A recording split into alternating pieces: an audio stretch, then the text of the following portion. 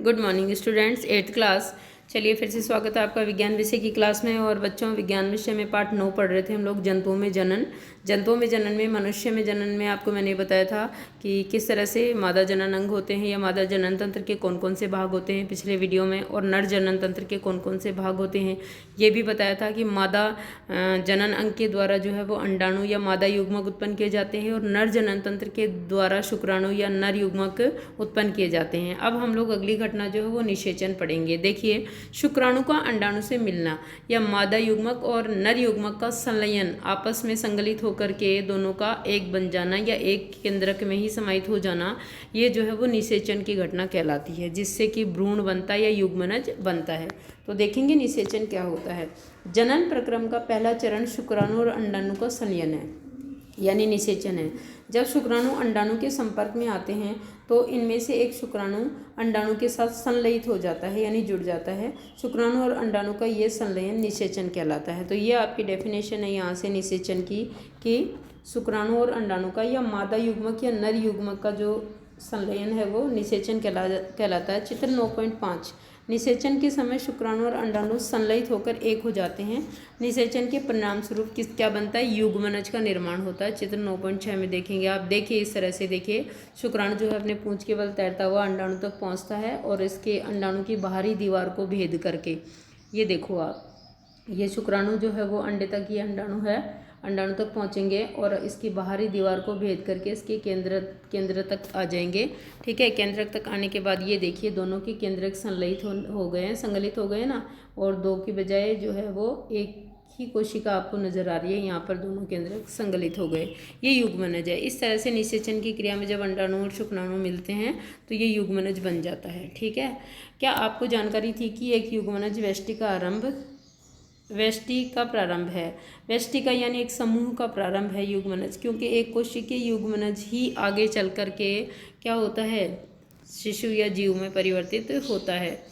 निषेचन के प्रक्रम में स्त्री यानी माँ के अंडाणु और नर यानी पिता के शुक्राणु का संयोजन होता है। अतः नई संतति में कुछ लक्षण अपनी माता के और कुछ लक्षण अपने पिता से वंशानुगत होते हैं। बिल्कुल अपने माता पिता के लक्षण इसलिए होते हैं संतान में क्योंकि आदि कोशिकाएं जो है वो आधे गुणसूत्र हमें माता से मिलते हैं और आधे गुणसूत्र हमें पिता से मिलते हैं। अपने भाई अथवा बहन को देखिए, यह पहचानने का प्रयास कीजिए कि उनमें से कौन से लक्षण माता के और कौन से लक्षण पिताजी से प्राप्त हुए हैं। वह निषेचन जो माता के शरीर के अंदर होता है वो आंतरिक निषेचन कहलाता है। देखिए, अगर माता के शरीर के अंदर या मादा यानी स्त्री के शरीर के अंदर होता है तो आंतरिक निषेचन है। जैसे मनुष्य, गाय, कुत्ते तथा मुर्गी इत्यादि में अनेक जंतु ऐसे हैं जिनके अंदर आंतरिक निषेचन होता है। और अगर जैसे बाहरी निषेचन होगा तो वो शरीर के बाहर होगा। क्या आपने परखनली शिशु के विषय में सुना है, टेस्ट ट्यूब बेबीज़ के बारे में? तो चलो, नहीं सुना है तो देख लेते हैं। बूजोर पहेली के अध्यापक ने एक बार कक्षा में बताया था कि कुछ स्त्रियों की अंडवाहिनी अवरुद्ध हो जाती है, यानी जो फैलोपियन ट्यूब्स मैंने आपको दिखाई थी ना चित्र में, वो दोनों फैलोपियन ट्यूब, आपको पता है अंडा कहाँ बनता है, अंडाणु कहाँ बनता है, फैलोपियन ट्यूब में ही बनता है। तो अंडाणु जो है अंडाशय में बन करके और कहाँ जाता है, फैलोपियन ट्यूब में निषेचन होता है। अगर फैलोपियन ट्यूब या अंडवाहिनी अवरुद्ध हो जाएगी तो निषेचन होगा नहीं। तो ऐसी स्त्रियों के अंदर फिर युग्मनज नहीं बन पाते हैं और वो संतान उत्पन्न नहीं कर पाती हैं।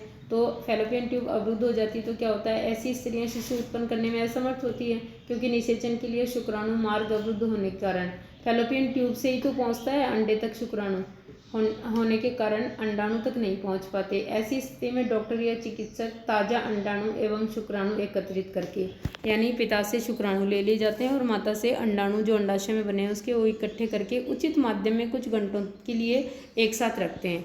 यानी शरीर के बाहर उनको टेस्ट ट्यूब्स में रखा जाता है एक साथ में उचित माध्यम में, जिससे कि अंडाणु और शुक्राणु संलयित हो जाए यानी निषेचन हो जाए, जिससे IVF अथवा इन विट्रो निषेचन कहते हैं। क्योंकि ये IVF या इन विट्रो निषेचन क्या है, शरीर से बाहर कृत्रिम निषेचन है, ये है ना, कृत्रिम तरीके से निषेचन कराया जाता है क्योंकि स्त्री की फैलोपियन ट्यूब खराब है या अवरुद्ध है जहाँ निषेचन होना चाहिए था। तो ये निषेचन अब कहाँ हो रहा है, ये निषेचन परख नली में हो रहा है, इसीलिए इसको शरीर से बाहर या कृत्रिम निषेचन या IVF इन विट्रो निषेचन कहते हैं, है ना। क्योंकि IVF का फुल फॉर्म पूछा जाता है, आपको ध्यान रखना है, इन विट्रो निषेचन है ये। अगर निषेचन हो जाता है तो युग्मनज को लगभग 1 सप्ताह तक विकसित किया जाता है, यानी क्या किया जाता है, उसको पोषक माध्यम में रखा जाता है 1 सप्ताह या 7 दिन तक, जिसके पश्चात उसे माता के गर्भाशय में स्थापित किया जाता है। क्योंकि आपको पता है कि जैसे ही युग्मनज बन जाता है फैलोपियन ट्यूब में, वैसे ही फैलोपियन ट्यूब से ये कहाँ प्रत्यारोपित हो जाता है, गर्भाशय में, और वहीं पर इसका विकास होता है। तो वहाँ फैलोपियन ट्यूब बंद थी, वहाँ निषेचन हो नहीं पाया, युग्मनज बन नहीं पाया, तो ये युग्मनज कहाँ बना, ये बना बाहर, शरीर के बाहर परख नली में। जैसे ही बन गया 7 दिन तक इसको पोषित करके, और फिर उसके बाद इसको माता के गर्भाशय में या बच्चेदानी में प्रत्यारोपित कर दिया जाता है, वहाँ इसका पोषण होता है। और फिर स्त्री सामान्य प्रसव के द्वारा शिशु जो उत्पन्न करती है, और ये होता है आपका IVF निषेचन या इन विट्रो निषेचन। इस तरह टेस्ट ट्यूब बेबीज़ नाम दिया गया है इनको, क्योंकि निषेचन की प्रक्रिया जो है वो टेस्ट ट्यूब में हुई, जिसके पश्चात उसे माता के गर्भाशय में स्थापित किया जाता है। माता के गर्भाशय में पूर्ण विकास होता है तथा शिशु का जन्म सामान्य शिशु की तरह ही होता है। इस तकनीक द्वारा जन्मे शिशु को परख नली शिशु कहते हैं। यह एक मिथ्या नाम है, क्योंकि शिशु का विकास परख नली में नहीं होता है, वो तो माता की बच्चेदानी या गर्भाशय में ही होता है, परंतु निषेचन हुआ है, वो युग्मनज बना कहाँ है, परख नली में बना है, इसीलिए इसको परख नली शिशु के नाम से जाना जाता है। आपको ये जानकर आश्चर्य होगा कि अनेक जंतुओं में निषेचन की क्रिया मादा जंतु के शरीर के बाहर होती है। इन जंतुओं में निषेचन जल में होता है। आइए पता लगाएं कि यह किस प्रकार संपन्न होता है। क्रियाकलाप 9.1 करेंगे इसके लिए। वसंत अथवा वर्षा ऋतु के समय किसी तालाब अथवा मंद गति से बहते झरने का भ्रमण कीजिए। जल पर तैरते हुए मेंढक के अंडों को ढूंढिए। अंडों के रंग तथा साइज को नोट कीजिए। यानी मेंढक जो है वो अंडे कहाँ देता है, जल में।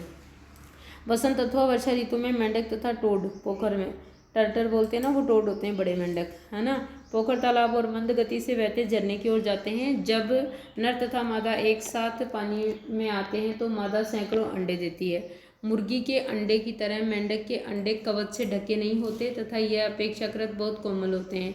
जेली एक परत अंडों को एक साथ रखती है, यानी जुड़े हुए रहते हैं, है ना, बंडल के रूप में रहते हैं बहुत सारे अंडे एक साथ जेली के द्वारा, तथा इनकी सुरक्षा भी करती है। चित्र 9.7 में देखो आप, ऐसे देख रहे हो, ये है मेंढक के अंडे, है ना, जेली जैसा पदार्थ है, इसी जुड़े हुए रहेंगे।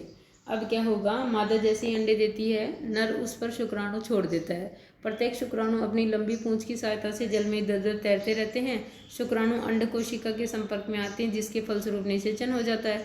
इस प्रकार का निषेचन, जिसमें नर और मादा युग्मक का संलयन मादा के शरीर के बाहर होता है, ये बाह्य निषेचन कहलाता है। तो निषेचन कितने प्रकार के हो गए बच्चों, 2 प्रकार के, ठीक है ना। जो मादा शरीर के अंदर होगा वो आंतरिक निषेचन, और जो बाहर होगा वो बाह्य निषेचन, जैसे मेंढक के अंडों का हुआ भी। यह मछली, स्टारफिश जैसी जलीय प्राणियों में होता है।